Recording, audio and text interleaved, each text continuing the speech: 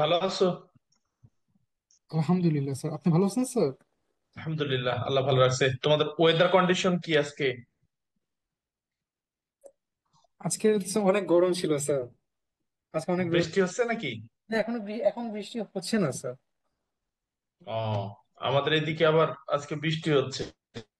ও sir, আজকে সারাদিনই যে পরিমাণ রোদ ছিল, বৃষ্টি বৃষ্টি দেখাই পেলাম না স্যার আজকে।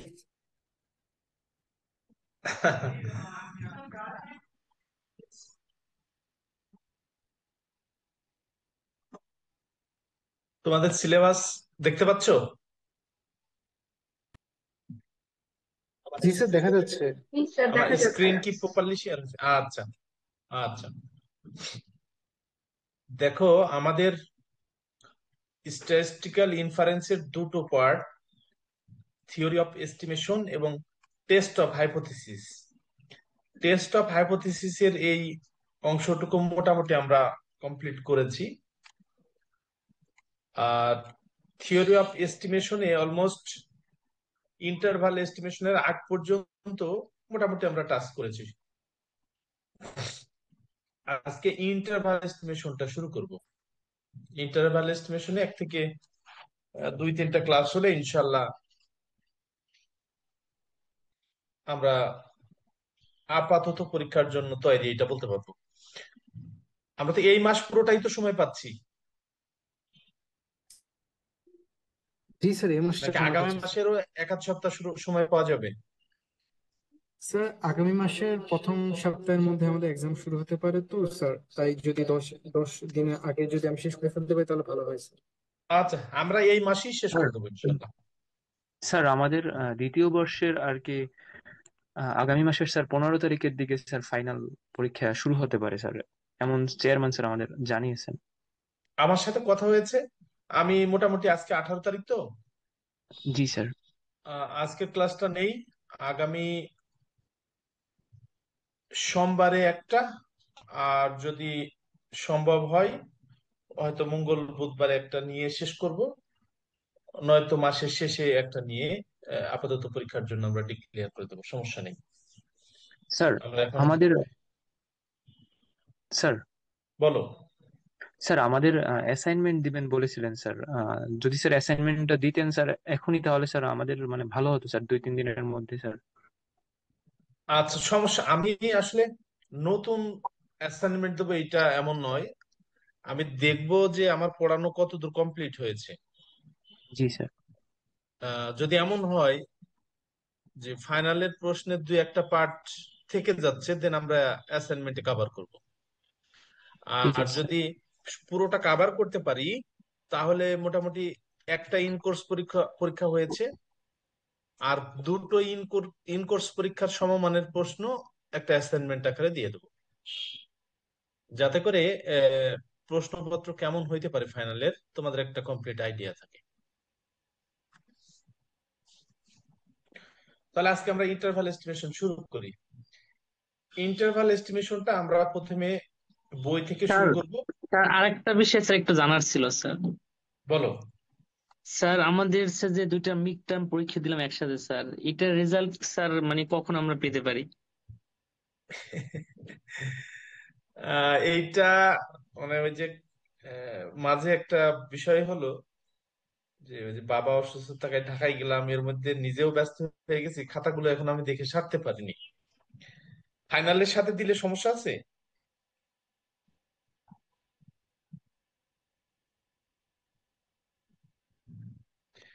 মার্কিংটা ফাইনালের সাথে করে দিলে সমস্যা আছে? আমি সাবমিট করার আগে তোমাদের কাছে একবার সেন্ড করব, তোমরা দেখে তারপরে আমাকে বললে আমি দেন ফাইনাল সাবমিট করব। স্যার মানে একটু আগে, ফাইনালের আগে হলে আমাদের জন্য স্যার একটু ভালো হইতো, যে আমাদের আইডিয়া পেতাম যে আমাদের মার্ক কত আছে আর আমাদের কত ভালো একটা রেজাল্টের জন্য দরকার হয়। আমার আসলে এখন ওই যে পুজোর বন্ধ ছাড়া, পুজোর বন্ধ কত তারিখে?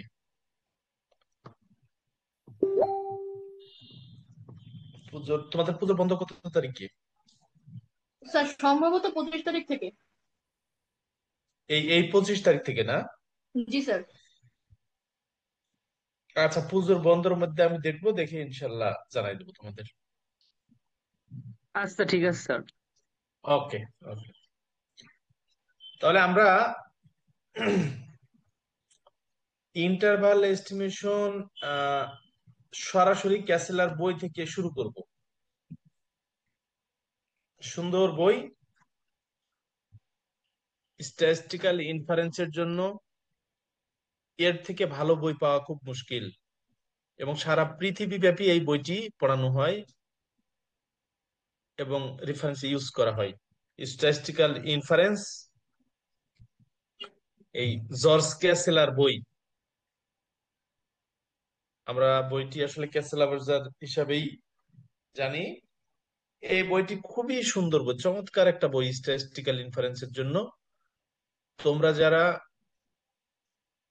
মাস্টার্স শেষ করে দেশের বাইরে সেকেন্ড মাস্টার্স, পিএইচডি অথবা অনার্স শেষ করে মাস্টার্স এর স্বপ্ন দেখছো, এই বইটা শুরু থেকে শেষ পর্যন্ত পড়তে পারো। খুবই ভালো বই। একটা বই পড়লে দেখবা যে স্ট্যাটিস্টিক্স নিয়ে, বিশেষ করে ম্যাথমেটিক্যাল স্ট্যাটিস্টিক্স এর আইডিয়াটাই ক্লিয়ার হয়ে যাবে। আমরা যখন স্ট্যাটিস্টিক্যাল ইনফারেন্স শুরু করেছিলাম, আমরা 3টা চ্যাপ্টারের কথা মূলত বলেছিলাম। একটি হলো পয়েন্ট এস্টিমেশন, আরেকটি ইন্টারভাল এস্টিমেশন, আর hypothesis testing.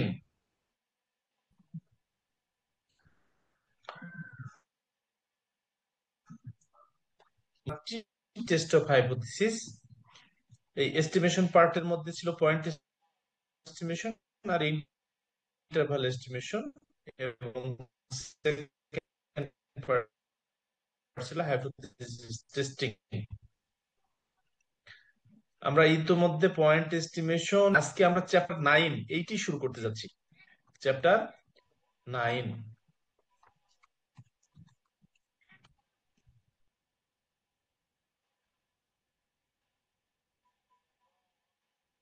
Interval estimation.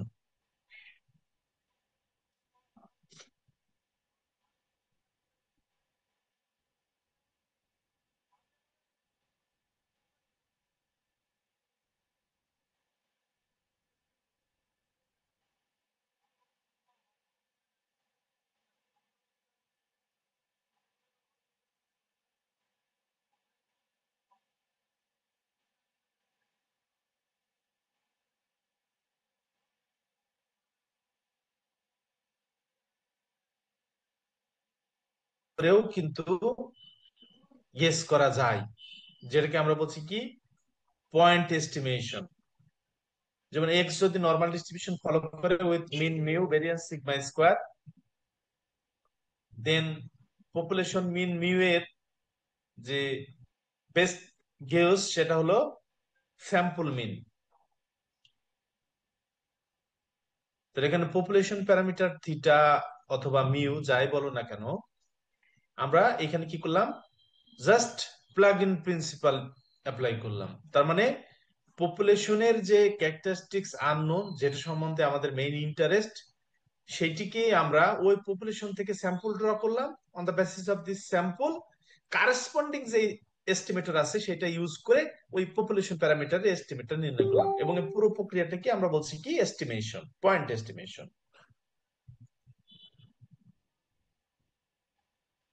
Interval এস্টিমেশনের ক্ষেত্রে ব্যাপারটা একটু ডিফারেন্ট। পয়েন্ট এস্টিমেশনের ক্ষেত্রে যেমন আমরা মডেল প্যারামিটার থিটার ক্ষেত্রে আমরা একটা পয়েন্ট এস্টিমেট করেছিলাম, বাট ইন্টারভাল এস্টিমেশনের ক্ষেত্রে এখন আর আমরা কোনো পয়েন্ট এস্টিমেট করব না, করব একটা সেট এস্টিমেশন। কি এস্টিমেট করব? একটা সেট এস্টিমেশন করব। কিসের ভিত্তিতে? স্যাম্পলের ভিত্তিতে। পপুলেশন থেকে স্যাম্পল, রিপিটেডলি স্যাম্পল ড্র করতে থাকবো এবং এই সেটটা এস্টিমেশন করব, যেখানে এই সেটটাকে আমরা বলছি র্যান্ডম।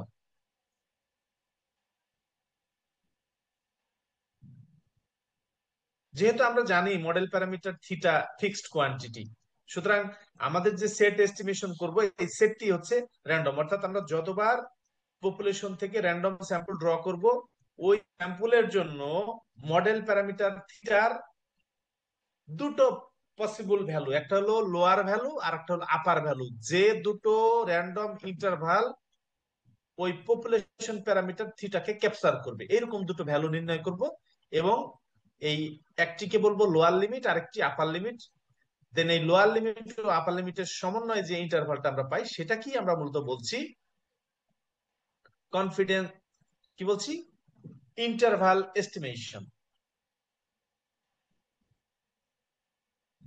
এই চ্যাপ্টারটা মূলত আমরা দুটো পার্ট এই চ্যাপ্টারের। প্রথম পার্টে আমরা শিখব যে ইন্টারভাল এস্টিমেশন গুলো কিভাবে নির্ণয় করা যায়, অর্থাৎ কি কি পসিবল টেকনিক্স আছে, মেথডস আছে যেগুলো ইউজ করে আমরা ইন্টারভাল এস্টিমেশন নির্ণয় করতে পারি, ইন্টারভাল এস্টিমেটর গুলো নির্ণয় করতে পারি। আর সেকেন্ড পার্ট যেখানে আমরা শিখব মূলত আমরা যে এস্টিমেটর গুলো নির্ণয় করলাম সেই এস্টিমেটর গুলো পারফরমেন্স। তা এখন আসো, যদি ইন্টারভাল এস্টিমেশনের ডেফিনেশন আসে দেন তোমরা কি লিখবা? আমরা একটু ডেফিনেশনটা দেখি। ডেফিনেশন হলো কি, একটা মডেল প্যারামিটার থিটা, এইটার জন্য ইন্টারভাল এস্টিমেটটা কি হবে, any pair of function. Pair of function কি, এল x1 x2 up to xn, আর একটা হলো you x1 x2 up to xn। তার মানে এই থিটা, মডেল প্যারামিটার থিটা, এইটার জন্য পেয়ার অফ ফাংশন এমন ভাবে আমরা ডিফাইন করব যেন এই স্যাম্পল থেকে যদি আমরা লোয়ার লিমিট এবং আপার লিমিট, যে দুটো লিমিটের মধ্য দিয়ে আমরা ইন্টারভালটা নির্ণয় করছি, এই ইন্টারভালটা মডেল প্যারামিটার থিটাকে ক্যাপচার করে। এবং এই লোয়ার লিমিট আর আপার লিমিটের একটা রিলেশন হলো লোয়ার লিমিট কোনোভাবেই আপার লিমিটকে ক্রস করতে পারবে না। লোয়ার লিমিট কোনোভাবেই আপার লিমিটকে ক্রস করতে পারবে না। লোয়ার লিমিট সর্বোচ্চ কি হইতে পারে, আপার লিমিটের সমান হইতে পারে। তো আমার যদি একটা র্যান্ডম স্যাম্পল আমার হাতে থাকে, দেন সেই স্যাম্পল থেকে আমরা এই লোয়ার লিমিট আর আপার লিমিট যদি নির্ণয় করি, তাহলে আমাদের যে মডেল প্যারামিটার সেই থিটাকে ক্যাপচার করবে উইদিন দিস ইন্টারভাল। এবং এই র্যান্ডম ইন্টারভালকেই আমরা বলছি কি, ইন্টারভাল এস্টিমেটর। এই র্যান্ডম ইন্টারভালটা কি আমরা বলছি, ইন্টারভাল এস্টিমেটর। এই ইন্টারভাল এস্টিমেটরটা আবার দুই ধরনের হইতে পারে, হ্যাঁ, ওয়ান সাইডেড ইন্টারভাল এস্টিমেটর আর টু সাইডেড। টু সাইডেড যদি হয়, টু সাইডেড যদি হয় তাহলে আমার লেফট সাইডে একটা টেইল থাকবে, রাইট সাইডে একটা টেইল থাকবে। লেফট সাইডে একটা টেইল থাকবে, রাইট সাইডে একটা টেইল থাকবে। দেখি আমার ফিগারটা এখানে দেওয়া আছে কিনা।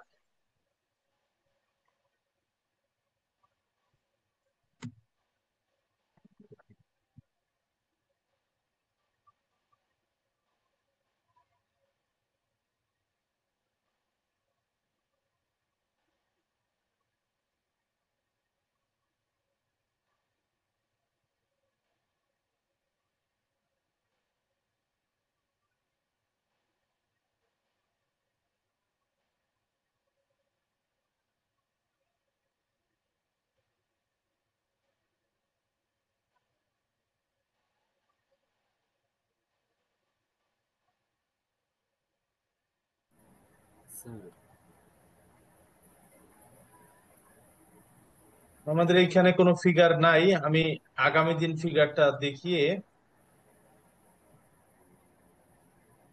আগামী দিন দেখাবো ইনশাল্লাহ ফিগারটা। স্যার একটা ব্যাপার বলতেছে। কিছু বলছো? জি স্যার। স্যার শুনতে পাচ্ছেন? হ্যাঁ শুনতে পাচ্ছি, তোমরা শুনতে পাচ্ছ আমাকে? জি স্যার। স্যার আচ্ছা, এখন এই যে আমাদের যে র্যান্ডম ইন্টারভাল, এই র্যান্ডম ইন্টারভালটা ওয়ান সাইডেড হইতে পারে আবার টু সাইডেড হইতে পারে। টু সাইডেড যদি হয়, আমার এটা দুই দিকে টেল থাকবে, যে টেলটাকে আমরা সাইজ অফ দা টেস্ট পড়ার সময় দেখেছিলাম যে আমাদের দুটো রিজিয়ন, একটা হলো অ্যাকসেপ্টেন্স রিজিয়ন আর একটা হলো রিজেকশন রিজিয়ন। রিজেকশন রিজিয়ন দুটো ওই ডিস্ট্রিবিউশনের লেফট সাইড আর রাইট সাইডের টেইলে থাকে, যেটাকে আমরা বলছি আলফা বাই টু, লেফট সাইডে আলফা বাই টু, রাইট সাইডে আলফা বাই টু, দুটোর যোগফল হচ্ছে আলফা। তার মানে সাইজ অফ দ্য টেস্ট হলো আলফা, রিজেকশন রিজনের যে এরিয়া সেটা হলো আলফা, আর আমাদের কনফিডেন্স কোএফিসিয়েন্ট হলো 1 - আলফা। তার মানে আমরা যখন ইন্টারভাল ফিট করব আমাদের কনফিডেন্স কোএফিসিয়েন্ট হবে 1 - আলফা। যদি আলফা ইজ ইকুয়াল টু 5% হয়, দেন আমাদের কনফিডেন্স কোএফিসিয়েন্ট হলো 95%। আমরা ফিগারে দেখাবো ইনশাল্লাহ এটা আগামীকালকে। এখন এই যে ওয়ান সাইডেড ইন্টারভালটা কি হবে, এই ওয়ান সাইডেড ইন্টারভালের যে কোনো একটা সাইড ওপেন থাকবে, লেফট সাইড ওপেন থাকবে অথবা রাইট সাইড ওপেন থাকবে। যদি লেফট সাইড ওপেন থাকে দেন আপার লিমিট থেকে -ইনফিনিটি, অর্থাৎ -ইনফিনিটি টু আপার লিমিট। আর যদি রাইট সাইড ওপেন থাকে সেক্ষেত্রে লোয়ার লিমিট টু ইনফিনিটি। তার মানে ব্যাপারটা হবে এইরকম, এই যে আমাদের যদি লেফট সাইড ওপেন থাকে দেন -ইনফিনিটি টু ইউএক্স, এটা হলো ওয়ান সাইডেড ইন্টারভাল। আর যদি রাইট সাইড ওপেন থাকে দেন আমাদের ইন্টারভালটা কেমন হবে, জাস্ট এল এক্স থেকে শুরু হবে এবং ইনফিনিটিতে গিয়ে শেষ হবে। এই যে এটা দেখো, এই ইন্টারভালের লেফট সাইডে ক্লোজ, রাইট সাইড ওপেন, আর এই ইন্টারভালটা right side close, left side open. তার half open half close interval. আবার ইন্টারভালটা ক্লোজ হইতে পারে কিছু কিছু সময়, এই ইন্টারভালটাকে আমরা ওপেন ইন্টারভাল হিসেবে কনসিডার করে থাকি। এখন আসো আমরা এক দুইটা এক্সাম্পল দেখব, দেখে এই ইন্টারভাল এস্টিমেশনে আমরা যে গেলাম, ইন্টারভাল এস্টিমেশনে কেন গেলাম, আলটিমেট পয়েন্ট এস্টিমেশনের প্রবলেমটা কোথায় ছিল, আর ইন্টারভাল এস্টিমেশন দিয়ে আমরা কি গেইন করলাম, আদারওয়াইজ কেন আমরা পয়েন্ট এস্টিমেশন থেকে ইন্টারভাল এস্টিমেশন স্টাডি করব, বেনিফিটটা কোথায়, সেই বেনিফিটটা আমরা এখন এক্সপ্লেইন করব। Example 9.1.2, interval estimator for a sample x1 x2 x3 x4। তার মানে এই স্যাম্পলের সাইজ হচ্ছে 4। এই স্যাম্পলটা ড্র করা হয়েছে নর্মাল ডিস্ট্রিবিউশন থেকে, যার মিন হচ্ছে মিউ আর ভেরিয়েন্স 1। তার মানে এই স্যাম্পলের সাইজ হলো 4, ড্র করা হয়েছে নর্মাল পপুলেশন থেকে, মিন মিউ ভেরিয়েন্স হচ্ছে 1। সুতরাং এক্স বারের ডিস্ট্রিবিউশনটা কত, এক্স বারের ডিস্ট্রিবিউশনটা হলো normal with mean mu variance sigma square by N. তো সিগমা স্কোয়ার তো 1, এন হচ্ছে 4, সুতরাং মিনের যদি ডিস্ট্রিবিউশনের কথা বলি সেটি নর্মাল উইথ মিন মিউ, আর ভেরিয়েন্স যেহেতু 1 তাহলে আমার সিগমা স্কোয়ার বাই এন, তার মানে 1/4। এই ডিস্ট্রিবিউশন ফলো করবে হচ্ছে আমার এক্স বার। তো এই নর্মাল থেকে একটা স্যাম্পল ড্র করেছি এবং এইখান থেকে কি বলা হয়েছে, an interval estimator of mu is this. কিভাবে এই ইন্টারভাল এস্টিমেটরটা এটা হলো আমরা পরে ব্যাখ্যা করছি, বাট একটা ইন্টারভাল এস্টিমেটর মিউ এর সেটা হচ্ছে এইটা। তাহলে এখন আমরা কি বলছি, যে আগে আমরা পপুলেশন মিন মিউ এর জন্য পয়েন্ট এস্টিমেট নির্ধারণ করেছিলাম, সেটা হলো স্যাম্পল এক্স বারের মাধ্যমে। বাট এখন দেখো, আগে ছিল স্যাম্পল এক্স বার একটা পয়েন্ট, বাট এখন স্যাম্পল এক্স বার থেকে এক বাদ আর এক যোগ, এই মিন থেকে এক বাদ আর এক যোগ করলে আমরা একটা ইন্টারভাল পাচ্ছি। তাহলে আমার আগের যে এস্টিমেটরটা ছিল পয়েন্ট এস্টিমেটর, সেটা ছিল সরাসরি এক্স বার, বাট এখন আমরা কি পাচ্ছি, ইন্টারভাল এস্টিমেশনে একটা ইন্টারভাল পাচ্ছি। তাহলে আমার আপাত দৃষ্টিতে মনে হচ্ছে যে এখন যে এস্টিমেটরটা আমরা পাইলাম ইন্টারভাল এস্টিমেটর, এটা পয়েন্ট এস্টিমেটরের তুলনায় লেস প্রিসাইজ, আপাত দৃষ্টিতে তাই মনে হচ্ছে। আসলে ব্যাপারটা কি আমরা এখন অবজার্ভ করব। এই জাস্ট এই পয়েন্ট অফ ভিউয়ে আমরা এখন চিন্তা করব যে আমার এই single point estimation x bar থেকে আমরা কেন ইন্টারভাল এস্টিমেশন এইখানে শিফট হইলাম, আর এতে আমার লাভটা কি হইলো।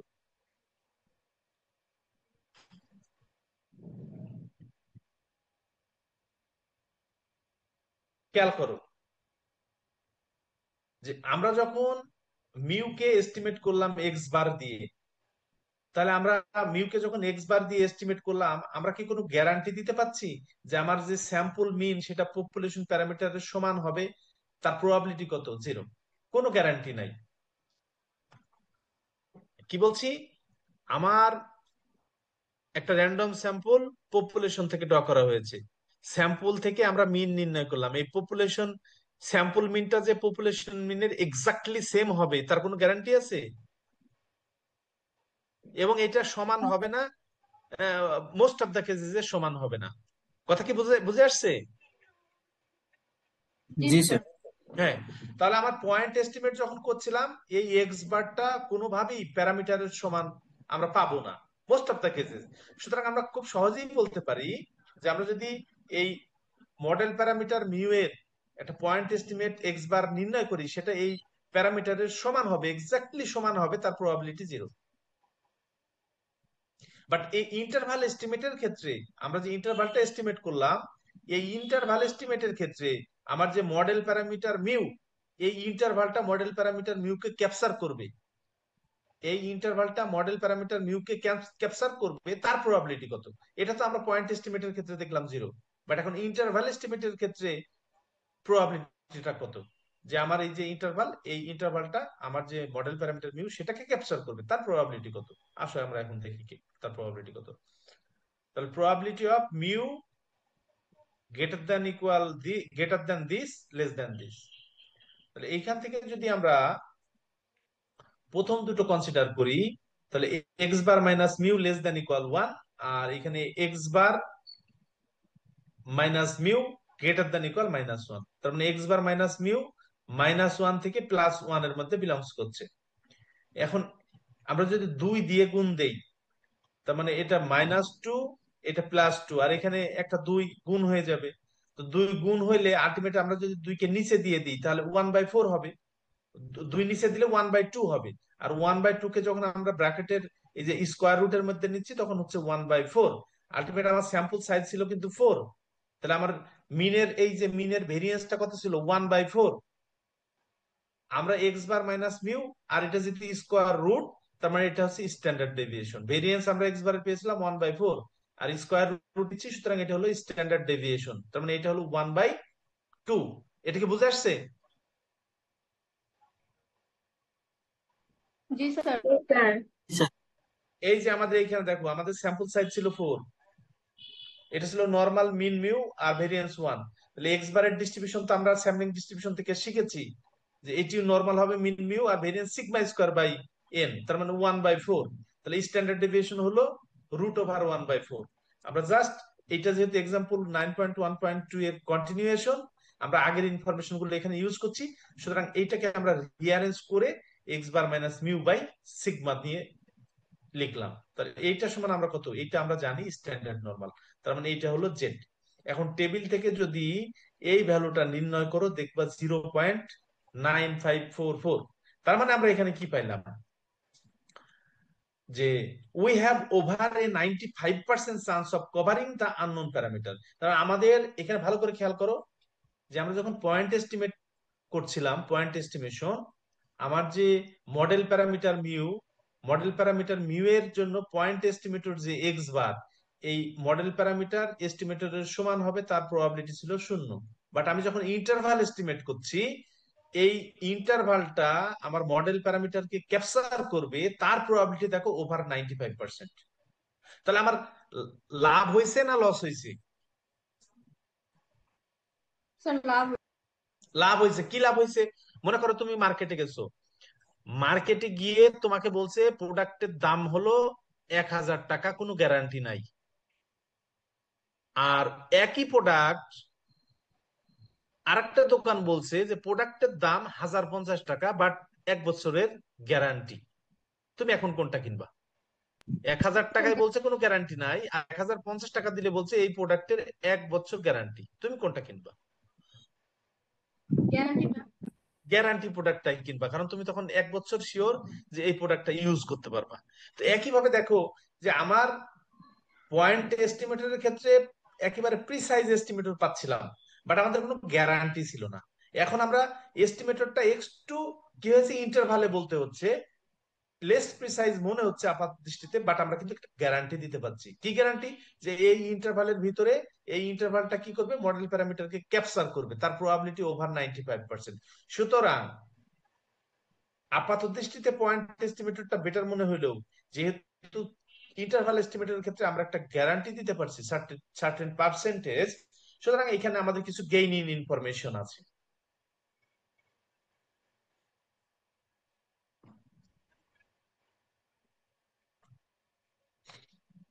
এখন আসো আমরা পরবর্তী ডেফিনেশনে চলে যাই। কি পরবর্তী ডেফিনেশনটা কি মিন করছে? এই যে আমরা যে সার্টেন গ্যারান্টির কথা বলছি ইন্টারভাল এস্টিমেশনের, সেই ডেফিনেশনটা আমার এখানে দিচ্ছি। For an interval estimator this of A parameter theta, coverage probability of this is the probability that a random interval covers the true parameter। কত সেটা? থিটা। তাহলে আমরা এখানে কি লিখতে পারি যে প্রবাবিলিটি অফ থিটা, আমার যে র্যান্ডম ইন্টারভাল, সেই র্যান্ডম ইন্টারভালের মধ্যে থিটা বিলংস করবে, তার যে প্রবাবিলিটি সেটা হলো এইটা। তাহলে এই প্রবাবিলিটিটাকে আমরা কি বলছি? এই প্রবাবিলিটিটাকে আমরা বলছি কাভারেজ প্রবাবিলিটি। কি বলছি আমরা? Coverage probability. তাহলে পরীক্ষায় যদি আসে কাভারেজ প্রবাবিলিটি বলতে কি বোঝো, ডেফিনেশনটা কিন্তু এখান থেকে লিখে দিতে পারো। এই যে coverage probability, another definition.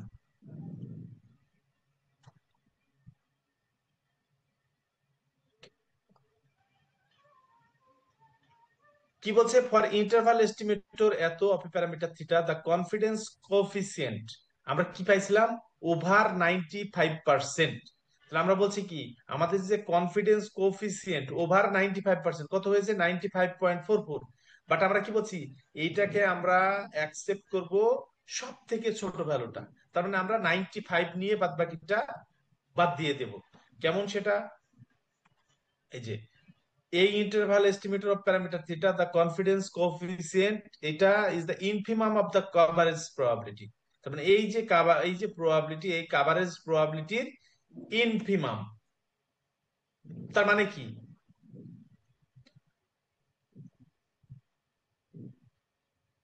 Infimum কাকে বলে বলো তো?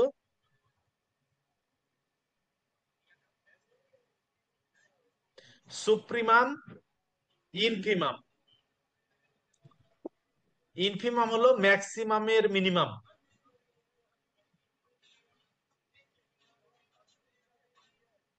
তাহলে আমার এই যে আমরা বলছি 1 - আলফা, অর্থাৎ আমরা যদি 100 টাইমস রান করি, সেক্ষেত্রে আমরা বলছি কি 95% টাইম আমাদের যে র্যান্ডম ইন্টারভাল সেটা মডেল প্যারামিটার থিটাকে ক্যাপচার করবে। এমন হইতে পারে যে 97 বার কি 98 বার ক্যাপচার করেছে, ইভেন 100 টাইম ক্যাপচার করেছে, 100 বারে 100 বারই ক্যাপচার করেছে, বাট আমরা সেটা অ্যাকসেপ্ট করব না। এক্সেপশনটা কত হইতে পারে? 95 হইতে পারে, 96, 97, 98, 99 এবং 100, যে কোনোটা হইতে পারে। বাট আমরা কোনটা কনসিডার করবো? আমরা বলছি আমরা সব থেকে ছোটটা কনসিডার করব। তার মানে আমরা যেহেতু গ্যারান্টি দিচ্ছি, তাহলে যেটা না হওয়ার সম্ভাবনা আছে সেটার গ্যারান্টি দেওয়া যাবে না। গ্যারান্টি দিতে হলে অবশ্যই স্পেসটা একটু ফ্লেক্সিবল করতে হবে। এই জন্য আমরা বলছি 95% গ্যারান্টি। আমরা 97, 98 হবে, বাট গ্যারান্টি 95%। তোমাকে একটা সুন্দর এক্সাম্পল দেই প্র্যাকটিক্যাল লাইফের। বাজার থেকে যদি তুমি কোনো ইলেকট্রনিক্স এর প্রোডাক্ট কেনো, যেটা ইলেকট্রিসিটি দিয়ে চলবে, লাইট, ফ্যান, যাই বলো না কেন, কোন প্রোডাক্ট যদি গ্যারান্টি দেয়, ধরো 1 বছরের গ্যারান্টি, তাহলে 1 বছরে কত ঘন্টা ওই সম পরিমাণ লাইফ টাইম তারা দিয়ে দেয়, এবং লাইফ টাইম দেওয়ার সময় আরেকটু বেশি করে দিয়ে দেয়, যাতে করে এই গ্যারান্টি পিরিয়ডের মধ্যে কোনো ধরনের ঝামেলা না হয়। তুমি দেখবা যে এই সমস্ত প্রোডাক্ট যেদিন নষ্ট হয়েছে, তোমার কার্ড বের করে দেখবা যে 1 বছরের গ্যারান্টি ছিল, কিন্তু তোমার নষ্ট হয়েছে 1 বছর 3 মাসে, 1 বছর 2 মাসে। 1 বছরের মধ্যে নষ্ট হওয়ার সম্ভাবনা খুব কম। 1 বছর পার হইলে নষ্ট হওয়ার সম্ভাবনা কিন্তু তখন হাই। এমনটি হয়েছে তোমাদের? না স্যার, এখনো এরকম হয় নাই। এরকম ফেস করেনি? কোম্পানিগুলো কোম্পানিগুলো যখন তাদের প্রোডাক্ট তৈরি করে, তারা টেস্ট করে যে এই প্রোডাক্টটা কতদিন কন্টিনিউ করবে। টেস্ট করে তারা যেটা সব থেকে কম লাইফ টাইম পায় সেই সময়টার গ্যারান্টি দেয়। অর্থাৎ একটা প্রোডাক্টে যদি 1 বছর গ্যারান্টি থাকে, তুমি মোটামুটি বিশ্বাস করতে পারো যে 1 বছর নির্দ্বিধায় চলে যাবে। এটা হয়তো 1 বছর, 1.5 বছর, 2 বছর, 1 বছরের বেশিই যাবে, বাট 1 বছরের কম যাবে না, তার সম্ভাবনা খুব কম। আচ্ছা, আমরা তাহলে এখন সামনে বাড়াই। এইটা তোমাদের একেবারে লাইন টু লাইন পড়তে হবে। আমরা এখন একটা এক্সাম্পল দেখবো, স্কেল ইউনিফর্ম ইন্টারভাল এস্টিমেটর। এই এক্সাম্পলটা চমৎকার একটা এক্সাম্পল। দেখো আমরা শুরু করি। এখানে কি বলছে, x1 x2 xn। আমার কথা কি ঠিকঠাক মতো শুনতে পাচ্ছ? আমাদের এখানে প্রচন্ড বৃষ্টি হচ্ছে। জি স্যার, শোনা যাচ্ছে। আচ্ছা, x1 x2 up to xn দিয়ে র্যান্ডম স্যাম্পল, যে র্যান্ডম স্যাম্পলটা ড্র করা হয়েছে ইউনিফর্ম ডিস্ট্রিবিউশন থেকে, যা প্যারামিটার হলো 0 to θ। তাহলে আমাদের এখন কি বলছি, ওয়াই একটা স্ট্যাটিস্টিক। কোন স্ট্যাটিস্টিক? Highest order statistic. আমরা এখন কি ইন্টারেস্ট কোথায়? আমাদের আমাদের মেইন ইন্টারেস্ট হলো ইন্টারভাল এস্টিমেটর অফ থিটাতে। তাহলে আমরা এখানে একটা র্যান্ডম স্যাম্পল ড্র করলাম ইউনিফর্ম ডিস্ট্রিবিউশন থেকে, যার প্যারাম যার ডিস্ট্রিবিউশন হলো ইউনিফর্ম 0 θ, তার মানে 1/θ। হাইয়েস্ট অর্ডার স্ট্যাটিস্টিক একটা কনসিডার করলাম, যেটাকে আমরা বলছি ওয়াই। এখন আমরা এই থিটার ইন্টারভাল এস্টিমেটর নির্ণয় করতে চাই। তো এই ইন্টারভাল এস্টিমেটর নির্ণয়ের ক্ষেত্রে আমরা দুটো ক্যান্ডিডেট এস্টিমেটর এখানে লিখেছি। ক্যান্ডিডেট তার মানে কি, এইখান থেকে আমরা নির্ণয় করব, বাট দুটো ক্যান্ডিডেট এস্টিমেটর লিখেছি, যেখানে A B C D constant. যেখানে প্রথম ক্যান্ডিডেট এস্টিমেটরের জন্য এ বি এর রিলেশন হলো যে এ বি এর থেকে ছোট, বাট গ্রেটার দ্যান ইকুয়াল 1। কারণ এ এর মান যদি 0 হইতো, গ্রেটার দ্যান ইকুয়াল 0 হইতো, দেন এ দুটো কিন্তু এই এ একটা 0 হয়ে যেত। আবার এই ক্ষেত্রে দেখো যেহেতু প্লাস আছে, সুতরাং C D greater than equal 0, এই ক্ষেত্রে কোনো সমস্যা নাই। আমরা এই দুটো ক্যান্ডিডেট এস্টিমেটর ধরে নিচ্ছি, ইন্টারভাল এস্টিমেটর ক্যান্ডিডেট ধরে নিচ্ছি। এখন আসো, প্রথম প্রথম যে ক্যান্ডিডেট এস্টিমেটর ছিল এ ওয়াই বি ওয়াই, এই রেস্ট্রিকশনে আমরা সেটা কনসিডার করলাম। তাহলে এই র্যান্ডম ইন্টারভালটা আমাদের যে মডেল প্যারামিটার থিটা আছে, সেই থিটাকে ক্যাপচার করবে, তার প্রবাবিলিটিটা আমরা নির্ণয় করব। তো আসো, প্রবাবিলিটি অফ থিটা, এই theta greater than equal this, less than equal this. তাহলে এখন এইখান থেকে যদি আমরা প্রথম দুটো কনসিডার করি, সেক্ষেত্রে দেখো থিটাকে বামে নিয়ে চলে আসো, তাহলে y/θ, আর এ কে ডান সাইডে নিয়ে চলে যাও, y/θ less than equal 1/a। আবার এই দুটোকে কনসিডার করলে আমরা পাই থিটা রাইট সাইডে নিয়ে চলে যাও, y/θ greater than equal 1/b। তার মানে এইটাকে রিঅ্যারেঞ্জ করে আমরা এইভাবে সাজাইতে পারি, যেখানে আমরা y/θ কে কি বলছি? টি। y/θ কে আমরা বলছি টি। স্যার, রিঅ্যারেঞ্জমেন্টটা আরেকবার একটু বলবেন? রিঅ্যারেঞ্জমেন্টের জন্য তুমি প্রথম দুটো কনসিডার করো, A Y less than equal theta. A Y less than equal যদি থিটা হয়, দেন বোথ সাইড কে থিটা দিয়ে ভাগ দাও, তাহলে A Y by theta less than equal 1। তাহলে এখানে এ একটা কনস্ট্যান্ট আছে, আবার এ দিয়ে ভাগ দাও, মানে একবার এ থিটা দিয়ে ভাগ দাও, তাহলে হয়ে যায়। তো Y by theta less than equal 1 হয় প্রথম দুটো রিলেশন থেকে। হ্যাঁ, Y by theta less than equal 1/a পাবা প্রথম দুটো রিলেশন থেকে। আবার পরবর্তীতে রাইট সাইডের দুটো কনসিডার করো, রাইট সাইডের দুটো কনসিডার করে তুমি বি থিটা দিয়ে ভাগ দাও, তাহলে কি হয়? বি থিটা দিয়ে ভাগ দিলে Y by theta greater than equal 1/b। কারণ Y by theta greater than equal 1/b এবং লেস দ্যান ইকুয়াল 1/a। এইটাকে আমরা রিঅ্যারেঞ্জ করে এই রিলেশনে লিখতে পারি। এখন কি বুঝে আসছে? জি স্যার, বুঝতে পারছি। আচ্ছা, কারণ ওয়াই বাই থিটাকে আমরা বলছি t। আমাদের অর্ডার স্ট্যাটিস্টিক্স এর স্টাডি যেহেতু করা আছে, অর্ডার স্ট্যাটিস্টিক্স সম্বন্ধে আইডিয়া আছে, হাইয়েস্ট অর্ডার স্ট্যাটিস্টিকের ডিস্ট্রিবিউশন আমরা জানি। হাইয়েস্ট অর্ডার স্ট্যাটিস্টিকের ডিস্ট্রিবিউশন কি? ডেনসিটি ফাংশনটা মনে আছে?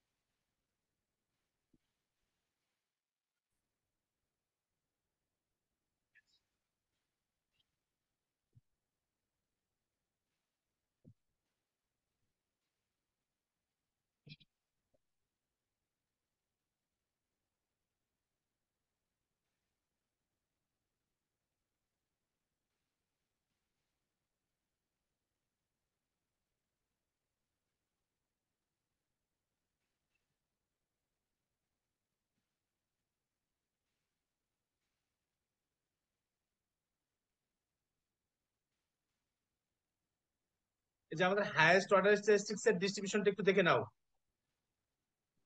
n fy two the power n minus one fy।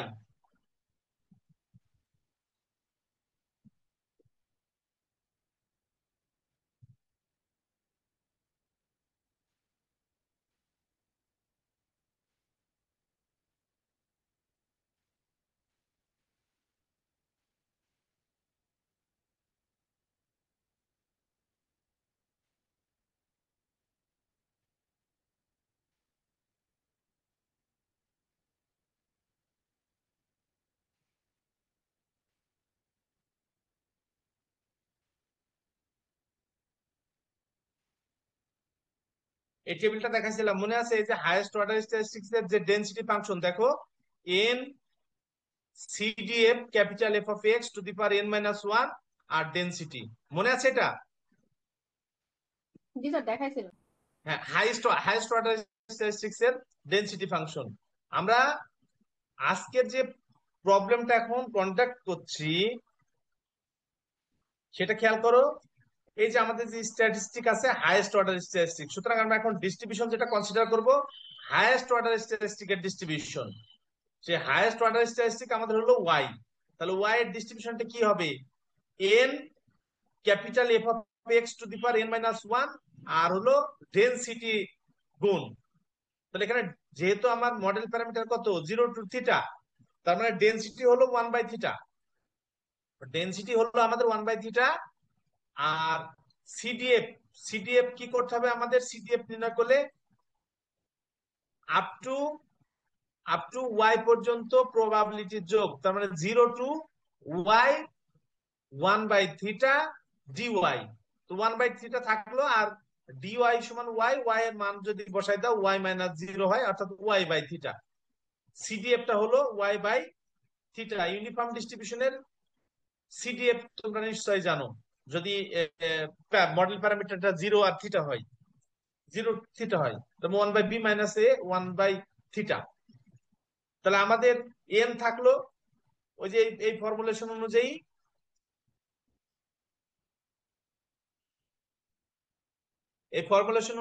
n লিখলাম। আর এই যে আমাদের যেহেতু y হচ্ছে হাইয়েস্ট অর্ডার স্ট্যাটিস্টিক, এই y এর সিডিএফ হলো y/θ। তাহলে y/θ বসালে এখানে কি হয়? y to the power n minus one আর theta to the power n minus one. আবার ডেনসিটি হলো 1/θ, সুতরাং নিচে ছিল কত? Theta to the power n minus one, আবার এখানে 1/θ গুণ হচ্ছে, সুতরাং নিচে theta to the power n আর y to the power n minus one. Ultimate আমার ফাইনাল ভ্যালু যেটা দাঁড়াইলো n into y to the power n minus one আর divided by theta to the power n।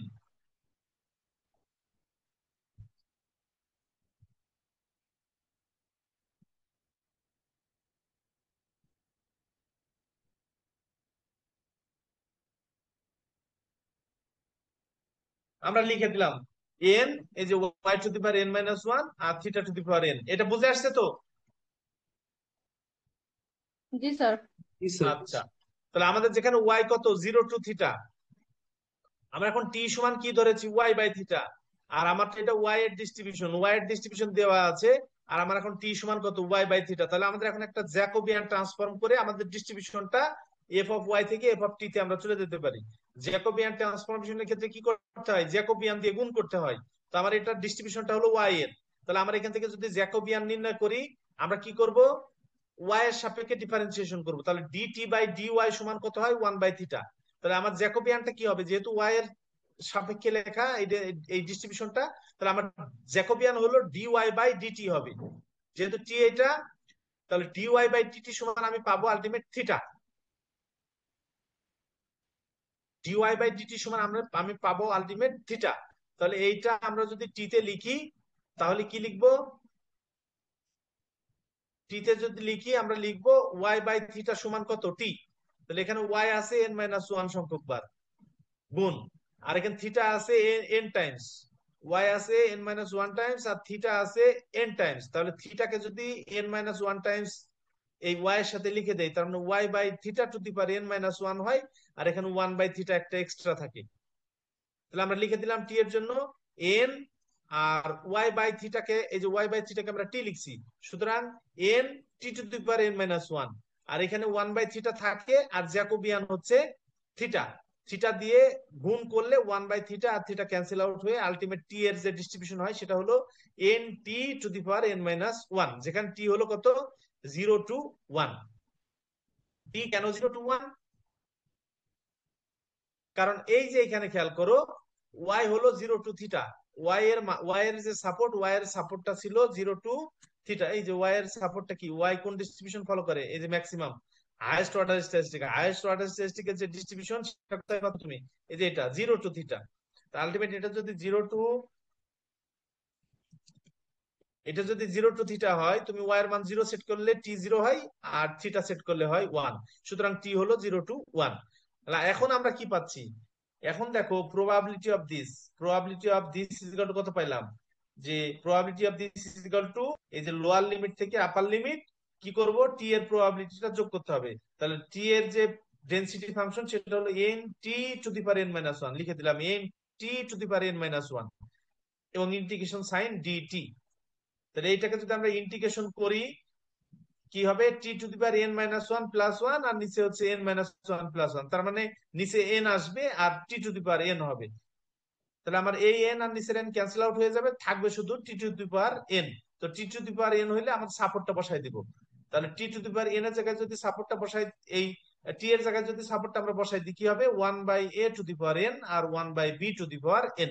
তাহলে এইখানে দেখো আমরা যে ইন্টারভালটা পাইলাম, এই ইন্টারভালের মধ্যে কোনো মডেল প্যারামিটার নেই, মডেল প্যারামিটার থিটা ইনভলভ না। তাহলে আমাদের এই যে ইন্টারভাল এস্টিমেশন আমরা যেটা করছি, আমরা এইটাকে আমরা কি বলতে পারবো, confidence coefficient of this interval. Second যে ক্যান্ডিডেট এস্টিমেটর ছিল সেটা এবার আসো। সেকেন্ড ক্যান্ডিডেট এস্টিমেটরের ক্ষেত্রে এই যে থিটা বিলংস, এই this random interval capture theta, যার প্রবাবিলিটি হলো কি, এই যে probability of theta, theta belongs to this interval. তো এখন আমরা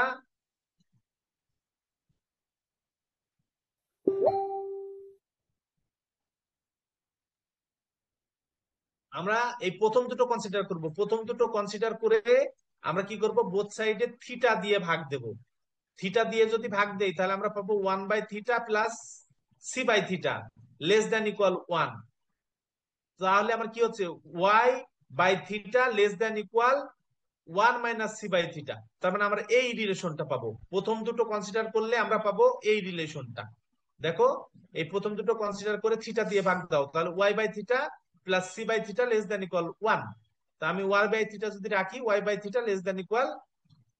1 - c/θ।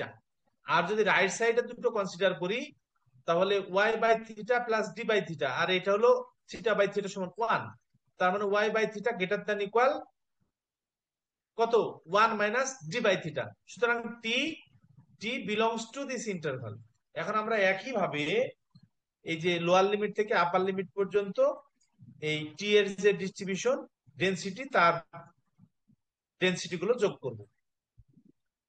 এখানে ইন্টিগ্রেশন করলে একই রকম t⁻n সাপোর্টটা আমরা বসাই দিলাম। সাপোর্টটা বসাই দিলে এই যে এই ইন্টারভালটা পেলাম। এখন দেখো, এই ইন্টারভালে কিন্তু মডেল প্যারামিটার থিটা বিলংস করে। তাহলে এখন থিটা যদি ইনফিনিটি হয়, থিটা যদি টেন্ডস টু ইনফিনিটি হয়, আলটিমেট এইটা আর এইটা, এই দুটো ডিফারেন্স কি হয়, থিটা যদি টেন্ডস টু ইনফিনিটি হয়, তার মানে এটা কত, 0।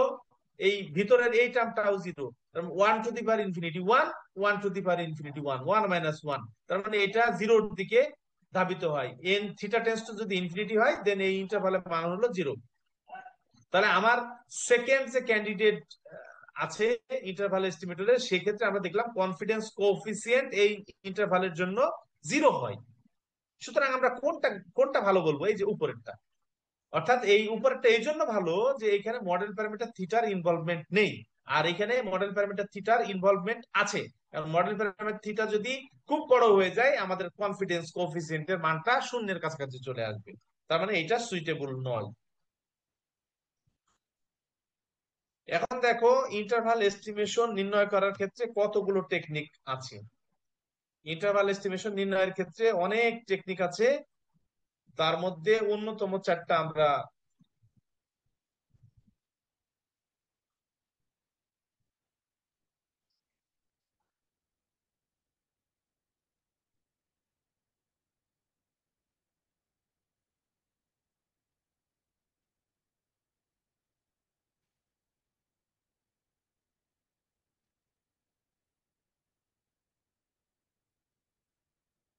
এই যে ইন্টারভাল এস্টিমেটরস নির্ণয়ের জন্য এই 4টা টেকনিক, ক্যাসেলবার্গের যে বই, সেই বইয়ে এই 4টা টেকনিকের কথা মূলত বলা আছে। কি কি? Inverting a test statistic, pivotal quantity method, pivoting the CDF, আর Bayesian intervals or credible set। এখানে একটা ইন্টারেস্টিং ব্যাপার হলো যে আমরা যে 4টা মেথডের কথা বললাম ইন্টারভাল এস্টিমেটর নির্ণয়ের ক্ষেত্রে, এই 4টা মেথডের মধ্যে প্রথম 3টা মেথডই সেম, একই কনসেপ্ট। আমরা সব ক্ষেত্রেই টেস্ট স্ট্যাটিস্টিককে ইনভার্ট করে নির্ণয় করি। আর বেইজিয়ান ইন্টারভালের কথা যেটা আমরা লিখলাম সেটা হলো বেইজিয়ান ইন্টারভাল, এইটার কনসেপ্টটা একটু আলাদা। মোটামুটি 2 ভাগে বিভক্ত, একটা হলো যে ইনভার্টিং টেস্ট স্ট্যাটিস্টিক, আর একটা হলো বেইজিয়ান ইন্টারভাল। এই ইনভার্টিং টেস্ট স্ট্যাটিস্টিকের মধ্যেই এই 3টাই কভার করে। কি কি? Inverting test statistic, pivotal quantity, এটাও ইনভার্টিং টেস্ট স্ট্যাটিস্টিক, এবং পাইভোটিং দা সিডিএফ, এটাও টেস্ট স্ট্যাটিস্টিকের ইনভার্সন। এইগুলো আমরা টার্ম বাই টার্ম দেখব। আজকে এই পর্যন্ত রাখি। তোমরা বাসায় যেটা করবা, এই যে এই পেজ পর্যন্ত একেবারে শুরুর থেকে, এই যে এখান থেকে শুরু করবা, আমি বেশি আজকে পড়াইলাম না, এখান থেকে শুরু করবা এবং একেবারে এই পর্যন্ত টু দা পয়েন্টে পড়বা, একটা শব্দ বাদ দিবা না, পুরোটা পড়ে বোঝার চেষ্টা করবা যে আসলে ইন্টারভাল এস্টিমেশন ব্যাপারটা কি। স্যার আর আমাদের, স্যার এই পিডিএফটা একটু দিয়ে দিলে ভালো হয় স্যার এটা বইয়ের। বই। জি স্যার, এই স্যার এই বইটাই যদি বইটা কাইন্ডলি একটু একটু যদি দিতেন দিতেন স্যার স্যার তাহলে ভালো স্যার। হতো। আমি কি এই বই আগে দেইনি তোমাদের? স্যার আগে স্যার যেটা আগেরটা দিছিলেন পুরো আমাদেরকে ওইটা একটু মানে পুরনো স্যার। ও আচ্ছা, আমি এখনই দিয়ে দিচ্ছি। থ্যাংক আমি ইউ এখনই দিয়ে স্যার। দিচ্ছি। Okay sir, thank you. তো তাহলে আজকে আমরা এই পর্যন্ত রাখলাম। আমি তোমাদেরকে বইটা এখনই দিয়ে দিচ্ছি। বইয়ের 9 নম্বর চ্যাপ্টার পড়বা, এবং বইটা 24 সালে নতুন প্রকাশনা এসেছে, একেবারে ঝকঝকে তত্ত্বের বই, সফট কপিটা খুব সুন্দর, আমি দিয়ে দিচ্ছি, জি স্যার, পড়বা। থ্যাংক ইউ ঠিক স্যার। আছে বাবা, ওকে তো স্যার, ভালো থাকো। নেক্সট ক্লাসে আবার কথা হবে ইনশাল্লাহ। আসসালামু আলাইকুম আসসালামু স্যার। আলাইকুম। আসসালামু